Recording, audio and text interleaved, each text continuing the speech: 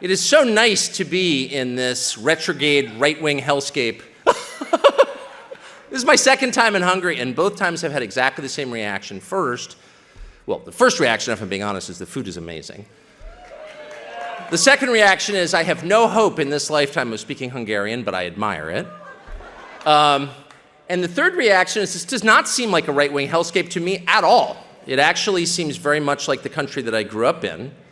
It seems like America circa 1985, where there's a big bulk of normal people who aren't that interested in politics. Then you have people on both sides who are each making their case, and there's a vigorous public discussion about that, and people disagree, but they're not on the verge of shooting each other. It's all kind of normal. That's the way it seems to me. So if this qualifies as a dangerous, rogue, right-wing country, I'm thinking maybe the terms have changed a little bit since my childhood. And that leads me to the apology that I want to begin my remarks by giving you as an American. I'm 54, so I've watched my country for a long time, and I'm loyal to it. I will never leave. I don't have another passport. I love the United States. For all its flaws, as you do when you're from somewhere, it's like your own family. It's imperfect, but it's yours, and so you love it. And that's how I feel about the U.S. And so I'm not in the habit of apologizing for the United States. In fact, I don't think I ever have. But the behavior of the American ambassador to Hungary makes me want to apologize. It's disgusting and inexcusable. It's also so far from the norms of diplomacy in my country that it's hard for me to believe that David Pressman is actually doing what he's doing. And I say that as someone who spent his life, 35 years in Washington. I'm the son of a diplomat. So I have a maybe better than average sense of what diplomacy is. Diplomacy is a pretty simple concept. It's the business of, often the art of, convincing other countries to take your side on matters that help you. And the entire premise behind diplomacy is countries are different. They're not all the same. They have different languages and histories and religions and cultures, and they're hard to understand. And that's why you hire people who can understand them, who speak the language, who are on some level sympathetic maybe, and then you send those people to the other country to try to convince that country, whether it's an ally or a potential ally or even an enemy, to take your side on an issue that helps you. That's the whole point of diplomacy, is to convince other nations to take your side. The point of diplomacy is not to hector other nations for its own sake, to show up in somebody else's country and scream at them because they're different from you, because they have a different history or language or religion or culture. That is the opposite of diplomacy. It does not serve the interests of the country that sent you. It harms them. And so for a creep like David Pressman, who was not a diplomat, who was a political activist and Biden donor, to show up in your country and lecture you about your culture and threaten you because you do things differently from the way they do things where he lives, hurts the United States and is a grave embarrassment to me as an American and an outrage to me as someone who pays his salary. It's disgusting. And I would say that even if I agreed with what he was saying, it's not simply that I agree with you and don't agree with David Pressman. It's that as an American, he's not serving my interests, he's hurting them. If he showed up, or a so-called diplomat from the Biden administration showed up and say Bahrain or Qatar or UAE or some important Gulf state and started lecturing them about how it's wrong to venerate a 7th century goat herder, I'm not a Muslim, but I would be gravely offended by that. Because it's not the business of the US government what you believe. It's not our job to tear down and assault your culture. It's the job of our diplomats to win you to our side, not to enrage you for no reason. And David Pressman is doing this not on behalf of the American people who do not share his views, and it's measurable in our public opinion polling. He's doing it on behalf of a tiny percentage of the American population, on behalf of an interest group, the Human Rights Campaign, carrying their water under the US flag paid by US taxpayers to this country to attack you because you have views he doesn't like. That never happened before. I don't think that's happened in my lifetime. Nobody from the State Department could get away with that. He'd be recalled immediately and scolded and fired, as David Pressman should be. So I just want to say I'm embarrassed that I share a country of birth with a man, with a villain like this. It's horrifying. And my advice, to the extent I would presume to give you advice on how to handle this, is just wait it out. Wait it out. The United States is in a place right now where this is not sustainable. You can't run a global empire based on the imposition of boutique sexual politics on countries that don't want them. The United States, I think, did a lot to liberate Hungary from the Soviets, from the Russians, and I'm proud of that. My father was involved in it. That's how I knew about Hungary, because my father visited Budapest 35 years ago when you were still under the yoke of the Soviets. And the purpose of American diplomacy in Eastern and Central Europe then was to help liberate the countries so they could run themselves. And the idea was you didn't want a foreign superpower telling you how to live, because that's the opposite of democracy, it's tyranny. And to wake up one morning 35 years later and see my own government engaged in exactly the same kind of tyranny. The Soviets told you you had to worship Lenin. The State Department tells you now you have to worship transvestites. It's not so different. It's a foreign power pushing its weird boutique religion on you, and it's wrong. You worship whatever you want, it's your country. And I just believe, as a practical matter, this can't continue because that's not the basis for a successful empire. Everybody wants freedom. Everyone understands the concept of self-determination. If you go to people who are under a foreign yoke and you say, someday you can be free, they understand that. They want that. That's a product you can sell because everybody wants it. You show up in a country and you say, you know what, your boys really should be girls. You know, there's some percentage who will be excited by the prospect of never having grandchildren. But most people won't be excited by that. In fact, most people will say, but boys can't become girls. It's biologically impossible. Sex can be determined at the chromosomal level. We can dig up bones 300,000 years old and tell whether they were male or female. There's no non-binary in science. You're insane. Go away. Most people don't want that product.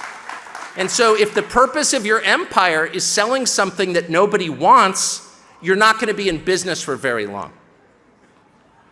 And my hope is that the United States is in business for 1,000 years. I love the United States. It's my country. I was, to restate, born there and am never leaving, and I love my country. But the people who run it right now are dangerous and insane. And you can see that in the way they're treating your country, which even if you don't like the values of the majority of Hungarians, even if you reject the Hungarian constitution as Christocentric and think that Viktor Orban is a bad guy, and you hate goulash, even if everything about Hungary is repugnant to you, if you're the United States, you're still not going to spend a lot of time hassling Hungary because Hungary isn't hassling anybody else. Hungarians have views, your government has views, and even if you disagree with them, you must acknowledge that Hungary is not exporting their views to anybody else. You're not rolling across the border to reclaim territory you lost after the First World War. That could happen, but it's not happening now anyway. Transylvania is safe in Romanian hands at the moment. But it's true. This is not an expansionist power. This is not a power that's crushing weaker nations with sanctions. This is not a power that's exporting something ugly to the rest of the world. This is a country concerned with its own safety and prosperity. That's, in the words you used to hear a lot in the United States, a country that is minding its own business. And so even if you disagree, which for the record I do not, but even if I did, and I ran the State Department, I would say, you know, let's take a pass on Hungary. We've got bigger problems. But they can't. They hate Hungary. And they hate it not because of what it's done, but because of what it is. It's a Christian country, and they hate that. And that's the truth. And nobody wants to say it, but it's true. And it's not a particularly provocative Christian country. I don't think most Hungarians go to church. It's not a theocracy. You're not required to believe in the catechism to live here. It's nothing like that. It's a soft Christian country, the softest ever. 300 years ago, people would look at modern Hungary and say, that's not a Christian country. But by modern standards, it's one of the last countries that identifies as a nation built on Christian precepts. Again, not imposing them on anyone else, but that is enough to incite our policymakers in the United States. And that is exactly why they hate Russia, by the way. I'm not a fan of Russia, and if I was, I wouldn't admit it to a Hungarian audience. When I hear Orban described as a Putin suck-up, I think, really? That image of Orban being pushed against a police car with a baton to his neck by Soviet-backed policemen comes to mind. Yeah, he's probably not pro-Russian, just guessing.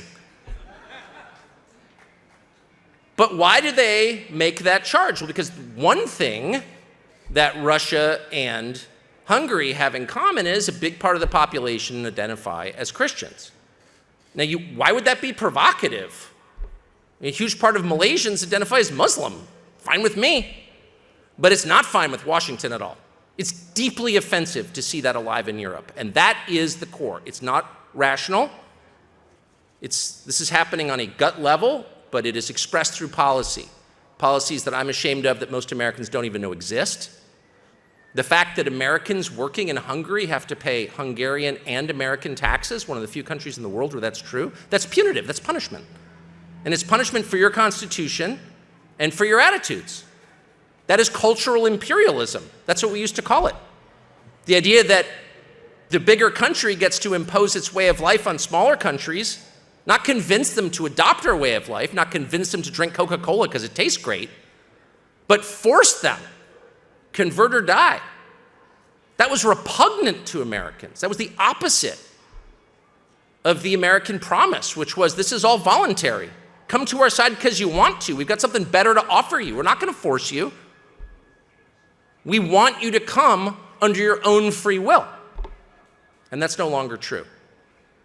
And what's sad, in my opinion, is that while the United States still has, I think, a lot to offer to the world, and I would never leave because it's, and no offense meant by this, and I hope none will be taken, it is the prettiest country in the world. It is, let's be honest. Even the crummy, sorry, it is. It's beautiful, and it has wonderful people, and I know many of you have relatives there. A lot of you are Americans, and you know exactly what I'm talking about. It's just been taken over by lunatics. But the core of the country has not changed. But what's so interesting to me is that the people running the United States are no longer even pretending to offer a better life to the people who live there, which is a huge change. I mean, throughout the course of my life until fairly recently, we had people I voted for in office, people I would never vote for in office, but all of them made basically the same promise. Elect me, give me power, and I will make your life better. And here's how I'll do it. I never hear anybody make that case in the United States. And what they're offering is a world in which human flourishing is, if not impossible, very difficult. The ruling party is the party of the childless, the unmarried, the people who are working for low wages for large corporations and living in tiny apartments in overcrowded cities that are rife with crime. That's not a cliche, that's true. It's not a talking point. It's true. Who votes for the people who run the United States right now? People who are, again, working for big nonprofits or big banks, living in crowded conditions, very often alone, in big soulless cities, having their food delivered by immigrants, and spending their time glued to a screen. What does that sound like to you? It sounds like prison, actually. It sounds like prison. When people violate our laws in the United States, how do we punish them? Well, we execute a few, not very many. But mostly, our harshest punishment is locking them in a small cell where they can't see the sky, where their food is delivered through the bars, often by immigrants, from the commissary, which is the Uber Eats of prison, where they have to sit cut off from nature and in solitude for years. Well, that's the life of your average Democratic voter. Solitude, isolation, cut off from nature. Who are the people who oppose this? And some of them are Republicans. You're not going to hear me say word one in support of the Republicans, by the way, who have collaborated in the most dishonorable possible way with the Biden administration. So instead of saying Republican, I will describe them as anyone who's not with the program, which is the majority of people in my country. Where do they live? And more important, how do they live? Well, they're poorer generally on paper, but are their lives worse?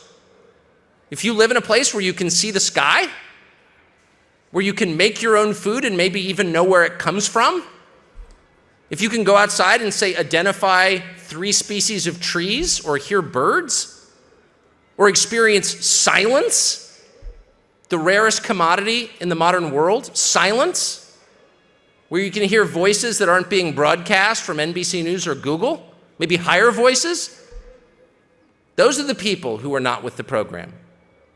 People who have a daily experience of others and who have a daily experience of nature. And those people are much more likely to acknowledge a power beyond themselves and beyond their government. And there's a reason for that, because they can see it. When you're isolated in a cell, living, as the urban planners of the United States now refer to it as, in density, which is somehow supposed to be good for the climate or the world. No, it's death, it's enslavement, is what it is. When you're living crowded as you would on an industrial farm as a cow or as a chicken in a pen, you are not liberated, you are enslaved, and you can't think clearly, and your reference points are gone, and you can't see the stars, and you can't see the trees, you cannot see God's creation. All around you, you see what? Drywall and screens made by other people, people who don't mean you well, and your ability to make clear judgments, to think clearly, to think rationally, goes away. And the next thing you know, you're still wearing a COVID mask 3 years later. Because how would you know not to? 4 years ago, I moved with my wife and some of our many children outside of a city where I had lived most of my life, Washington, D.C., to a rural area. And the very first thing I noticed when we left the city was every time you would stop and do something, whether it was, go to the store to get something to drink, go buy food, go to the post office, the very first thing that would happen is someone would talk to you. Do you know what talking is like to a person? It's different from texting. People speak and you look at their faces when they talk. And I hadn't had this experience quite as often as I did when I moved to a rural area, and they would talk and they would say things that weren't necessarily relevant to my daily schedule, like, how are you? How are your dogs? Stuff like that. And my first instinct was, man, I gotta go. I've got texts to do. I have a lot of emails to return. I don't have time to talk to this person. And I'd feel jittery, like you're getting in the way of my schedule by making human contact with me. And then I realized after a year or so, that is the whole point of life. It's not to return texts. It's to have relationships with other people. That is the whole point of life. That's where all joy comes from. It doesn't come from money. It comes from being in relationship with other people and with God, for that matter. And one leads to the other. And I had, as close to the earth as I tried to live while living in a city, I completely lost track of this. And so I guess I would just end on this. If you're trying to assess whether a political philosophy is a good philosophy or a bad philosophy, the test is really simple. Look at what it produces. If a politician, if a leader is telling you, vote for me, support me, send me money, I'm on your side, you can know whether that person is worth supporting by the world he has created, both around him and within his own home. Is that person happily married? Does his wife respect him? Do his children listen to him? How many dogs does he have?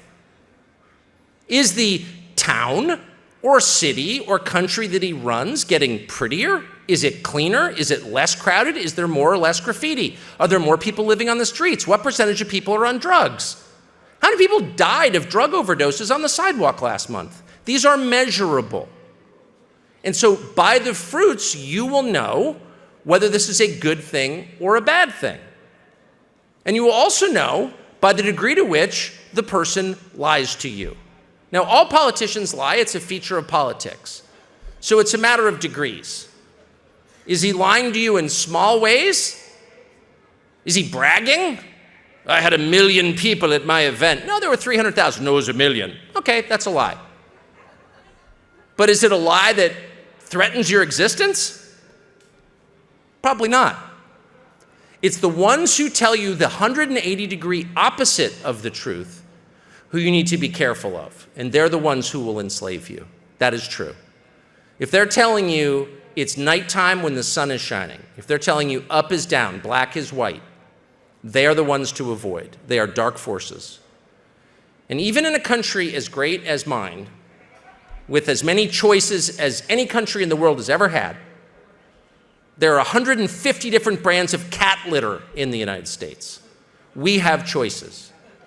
But even in a country like ours, where the promise is there's a flavor for you, there is no diversity whatsoever. There is no choice in the information that you receive, in our media landscape. Everybody is saying the same thing all the time. And now you have to ask yourself, why is that? And of course, the answer is very simple, because they're lying to you. And anyone who doesn't lie is punished and pushed off the stage. Now, I've been in the media business my entire life, 32 years, since August of 1991, and I've known this, and this realization has grown over the years, but it's in traveling outside of my country that it becomes real to me, and most recently this week in Hungary. And I'll just give you one example, and that's the war in Ukraine. Now, I think decent people can have different views on the war. I have my opinions. You may disagree with me. I don't think that makes me a bad person or a servant of Putin, and I don't think your opinion makes you an idiot or a bad person either. I think it's totally fair to disagree. What I object to is lying about what the facts are. And in the United States right now, the overwhelming majority of the population believes that the Ukrainian army is this close to defeating the Russian army. And, again, I think it's totally fair to root for the Ukrainian army. I'm not attacking anybody. I'm sorry that Russia invaded Ukraine. I'm not taking the Russian position on this. I'm merely saying that the fact of what is actually happening, not what we wish would happen, but what is happening, is essential if we want to make up our minds about what to do next. And in the United States, virtually everyone I've ever met believes that Ukraine is winning. Now, if you think about this for a moment, here you have one country which has 100 million more people than the other country, and has much deeper military industrial capacity, can make more missiles, make more bullets, make more tanks than the other country. So over time, the bigger country is almost certain to win, correct? This is a physics principle. Right. It's not a statement of allegiance. You're not a shill for somebody for acknowledging that. If we're wrestling and you outweigh me by 100 pounds, you're probably going to win because you're bigger. That's a fact. And yet, my country, a nation of 350 million people, has been told exactly the opposite for a year and a half for ideological reasons, as a function of propaganda. It is lying. And the scary thing is that otherwise very smart people believe it, even though you can still, and this may change, go on Wikipedia in the United States and look up population numbers. How many people live in Russia? How many people live in Ukraine? Oh, one outweighs the other by 100 million people. That's probably going to win. Maybe we should force a peace or whatever, or adjust our expectations accordingly. But no.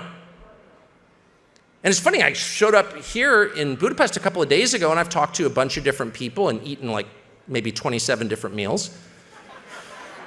Gain a lot of weight in your country, I gotta be honest. That's not a criticism, just a fact. And I've asked every person, back where I come from, the most informed, the most technologically superior nation in the history of man, the only country to put a human being on the surface of the moon. In that country, everybody believes that Ukraine is one F-16 away from beating Russia on the field of battle.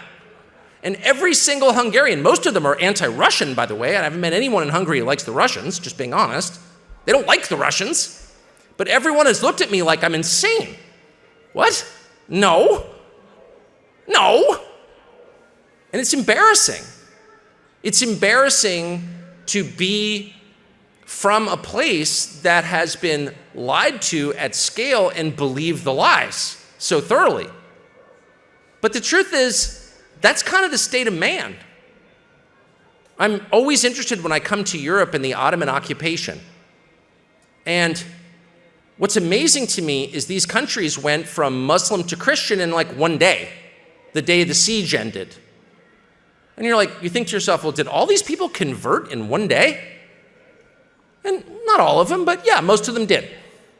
Because the deep truth, which no one wants to admit, is that leadership matters.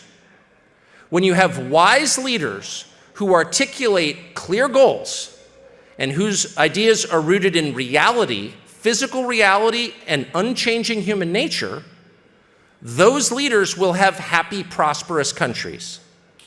And when you have leaders who have poison ideas that are rooted in anti-human, anti-theological ideology, when they get some crackpot idea like Marxism or neoliberalism or trannyism or whatever the ism is, those leaders will lead their countries to destruction. So as much as me as a native Californian wants to believe that everybody's opinion is equal and we're all the sum total of our choices, that's not true. We are all hostage to history. We are living in a world that we did not create, but that our leaders created for us. That is true. And by and large, we will follow them wherever they go. And so your leadership matters. It's essential. Your heart may not change when leadership changes, but the world around you will. And so do all that you can to preserve good leadership. That would be my parting piece of advice. Thank you for enduring me.